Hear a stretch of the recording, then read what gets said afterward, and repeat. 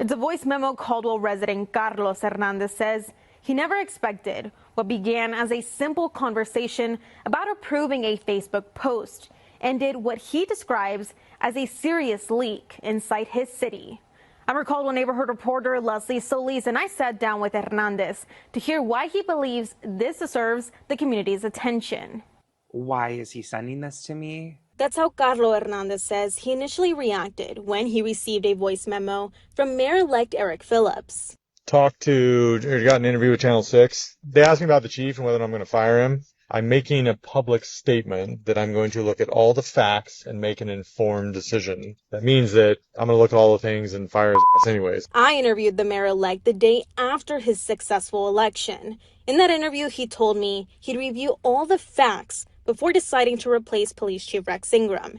The accidental memo was sent to Hernandez within 30 minutes of the mayor-elect leaving the Idaho News 6 studio. I was in shock. I had to actually listen to it a few times because how he was speaking was not how we ever communicated. And so that took me by surprise. After running a political campaign this year to be elected for Caldwell Council, Carlos described his conversation with Mayor-elect Eric Phillips cordial and simple. We never really talked on that level of impact or depth. Hernandez told me the predetermined plans raised alarms, emphasizing there's a process that needs to be followed to release someone from their contract. So although everyone wants him gone, and so do I'm going to check all the boxes to make sure I can fire his ass and he can't turn around and sue us. Or if he does sue us, I'll just file to get it dismissed and toss his ass out. So I asked Carlos about why he went to the city of Caldwell and the Attorney General office about this memo. I believe that it is important that we hold our leaders accountable for the decisions or the predetermined decisions that they're going to be having for us and the city. Eric Phillips represents me.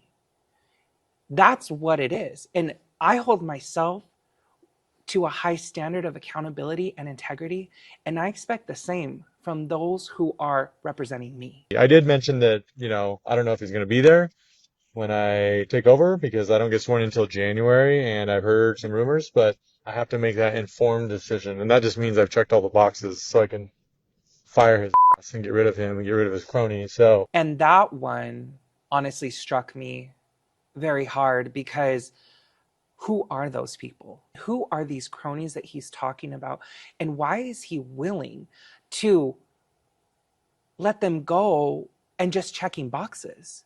That is not fair. That is not the process. But if this Eric Phillips, the one who sent me the voicemail, is the one who is going to be taking the mayoral seat, I do not believe that he should be in that position and he should resign because that is not the type of leader that Caldwell needs or Caldwell deserves. I reached out to the chief of police who calls the voice memo troubling and says there is no excuse or amount of explanation that can temper the plain meaning of Mr. Phillips' voice memo.